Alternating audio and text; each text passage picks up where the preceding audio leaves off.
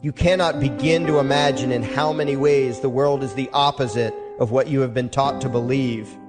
You see the guy who sells drugs to willing customers so he can feed his family as the scum of the earth, while you see the hypocrite who gives away stolen money in the name of government as a saint.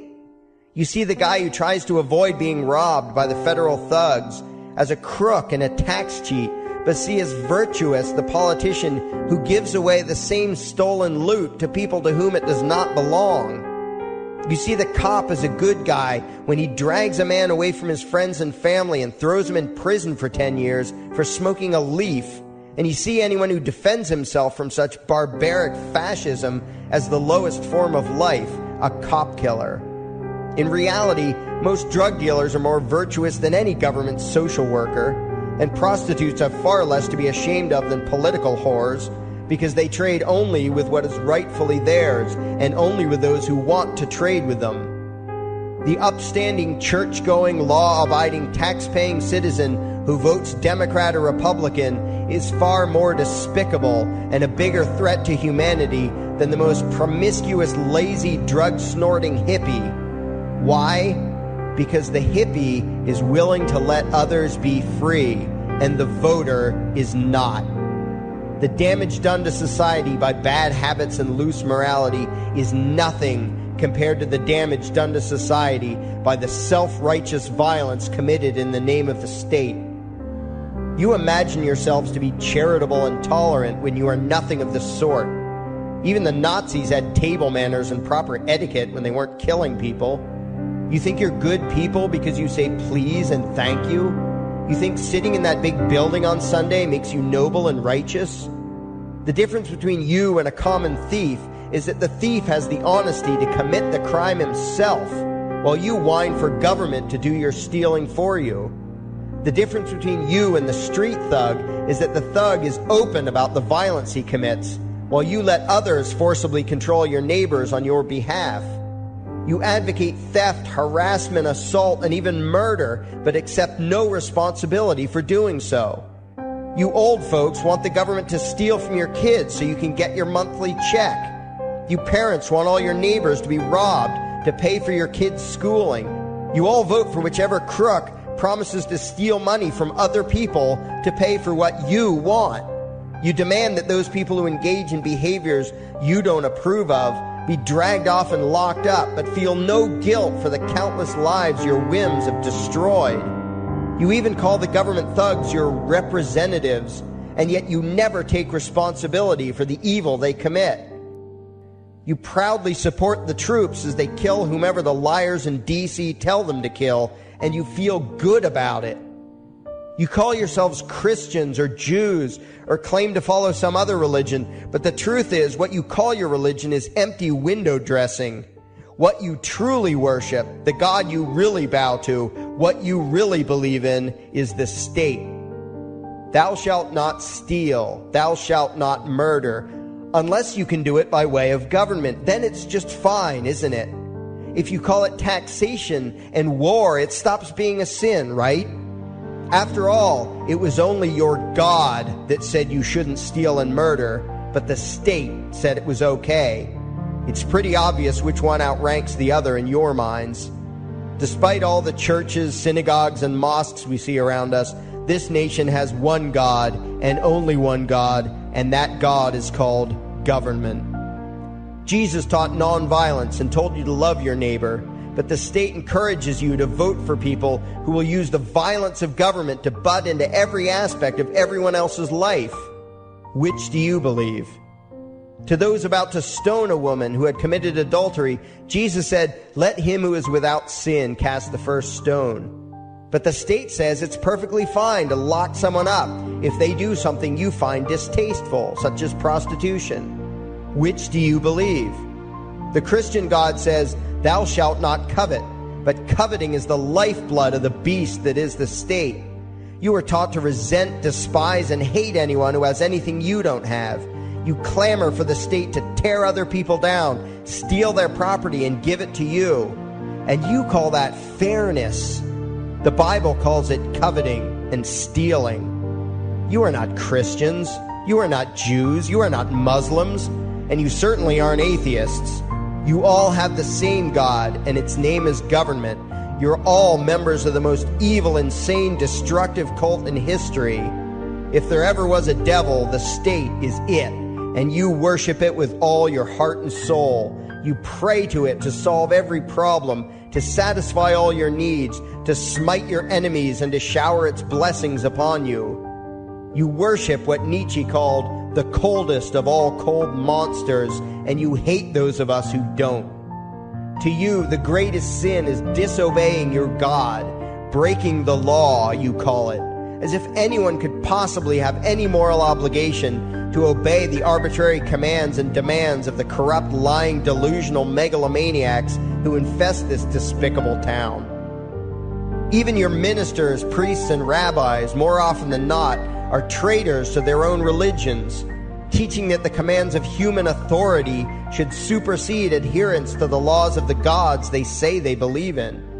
Several years ago, I heard one pompous evangelical jackass in particular pontificating on the radio that anyone who disobeys the civil authority, be it a king or any other government, is engaging in rebellion against God. Those were the exact words he used. What if the government is doing something wrong? Well, this salesman for Satan opined, that is the business of those in government, and you are still obligated to obey. Everywhere you turn, be it the state or the church, the media or the schools, you are taught one thing above all else, the virtue of subjugating yourselves to mortals who claim to have the right to rule you. It is sickening the reverence with which you speak of the liars and thieves whose feet are so firmly planted on your necks. You call the congressmen and the judges honorable, and you swoon at the magnificence of the grandiose halls they inhabit, the temples they built to celebrate the domination of mankind. You feel pride at being able to say you once shook a senator's hand or saw the president in person. Ah, yes, the grand deity himself, His Royal Highness, the President of the United States of America. You speak the title as if you're referring to God Almighty. The vocabulary has changed a bit, but your mindset is no different from that of the groveling peasants of old who bowed low, faces in the dirt, with a feeling of unworthiness and humility when in the presence of whatever narcissist had declared himself to be their rightful lord and master. The truth of the matter, back then and today, is that these parasites who call themselves leaders are not superior beings. They are not great men and women. They are not honorable. They're not even average. The people who earn an honest living, from sophisticated millionaire entrepreneurs to illiterate day laborers doing the most menial tasks you can imagine, those people deserve your respect. Those people you should treat with courtesy and civility. But the frauds who claim the right to rule you and demand your subservience and obedience, they deserve only your scorn and contempt. Those who seek so-called high office are the lowest of the low. They may dress better, have larger vocabularies, and do a better job of planning out and executing their schemes, but they are no better than pickpockets, muggers, and carjackers. In fact, they are worse, because they don't want to rob you of just your possessions. They want to rob you of your very humanity, deprive you of your free will, by slowly leeching away your ability to think, to judge, to act, reducing you to slaves in both body and mind. And still you persist in calling them leaders. Leaders? Where is it that you think you're going exactly that would require you to have a leader? If you just live your own life and mind your own damn business, exercising your own talents, pursuing your own dreams, striving to be what you believe you should be, what possible use would you have for a leader? Do you ever actually think about the words that you hear, the words that you repeat? You parrot oxymoronic terms such as the leader of the free world, even pretending for a moment that there is some huge journey or some giant battle that everyone in the entire nation is undertaking together that would require a leader. Why would you ever think, even for a moment, that the crooks that infest this town are the sort of people you should listen to or emulate or follow anywhere? Somewhere inside your mostly dormant brains, you know full well that politicians are all corrupt liars and thieves, opportunistic con men, exploiters, and fearmongers. You know all this, and yet you still speak as if you are the ones who are the stupid, vicious animals, while the politicians are the great, wise role models, teachers, and leaders without whom civilization could not exist. You think these crooks are the ones who make civilization possible? What belief could be more absurd? Yet when they do their pseudo-religious rituals, deciding how to control you this week, you still call it law, and continue to treat their arbitrary demands as if they were moral decrees from the gods that no decent person would ever consider disobeying. You have become so thoroughly indoctrinated into the cult of state worship that you are truly shocked when the occasional sane person states the bleeding obvious.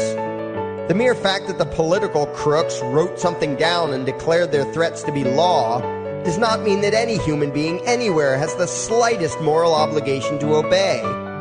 Every moment of every day, in every location and every situation, you have a moral obligation to do what you deem to be right, not what some delusional bloated windbag says is legal. And that requires you to first determine right and wrong for yourself, a responsibility you spend much time and effort trying to dodge.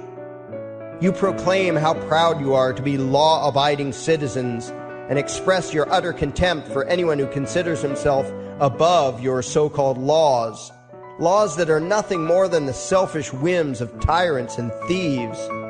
The word crime once meant an act harmful to another person. Now it means disobedience to any one of the myriad of arbitrary commands coming from a parasitical criminal class. To you, the term crime is nearly synonymous with the word sin, implying that the ones whose commands are being disobeyed must be something akin to gods, when in truth they are more akin to leeches.